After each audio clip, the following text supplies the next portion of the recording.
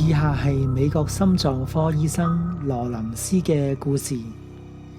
羅林斯醫生唔相信有神，唔相信有來世，但係喺1977年嘅一個晚上，佢嘅信仰迅速改變咗。嗰晚佢替一個病人檢查，一位大概40歲嘅男人。當時佢做緊心電圖壓力測試，期間佢嘅心臟突然間停止咗，倒地身亡。有3位護士衝入嚟，開始進行心肺復甦。羅林斯醫生就開始進行體外心臟按壓，但係佢嘅心臟冇辦法維持跳動。所以羅林斯醫生要將一條心臟起搏器嘅導線從大靜脈插入去。病人開始恢復意識，但每逢醫生伸手去攞工具或者停止咗胸部按壓嘅時候，病人就會再一次失去意識，停止呼吸，再一次進入咗死亡狀態。但係最可怕嘅係，每次嗰個病人恢復意識，開始呼吸嘅時候，都會尖叫。我喺地獄裏面啊！佢懇求醫生唔好放棄急救。哇！咁嘅情況真係嚇死羅林斯醫生啊！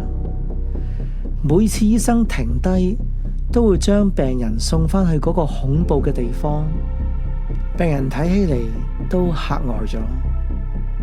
呢種情況發生過幾次之後，嗰個醫生就唔再理佢咯，由佢呼叫，佢自己就專心工作，直到完成咗起搏器嘅安裝。但係嗰個人期間好認真咁問醫生：我點樣先至可以唔使落地獄啊？你幫我祈禱啊！幫佢祈禱？我係醫生，又唔係教會傳道人。你幫我祈禱啊！佢反覆咁講，呢個係一個垂死病人嘅請求。嗰個醫生繼續專心做嘢。諗到細個嘅時候曾經參加過教會嘅少年團聚會，佢就將嗰陣時人哋教佢點樣向主耶穌祈禱，求主耶穌拯救佢，改變佢嘅生命，就係咁簡單。佢嘅病情就穩定落嚟啦。幾日之後，醫生問病人，佢喺地獄裏邊見到啲乜嘢啊？但係佢就乜都記唔返，嗰段記憶好似完全被抹去咗一樣。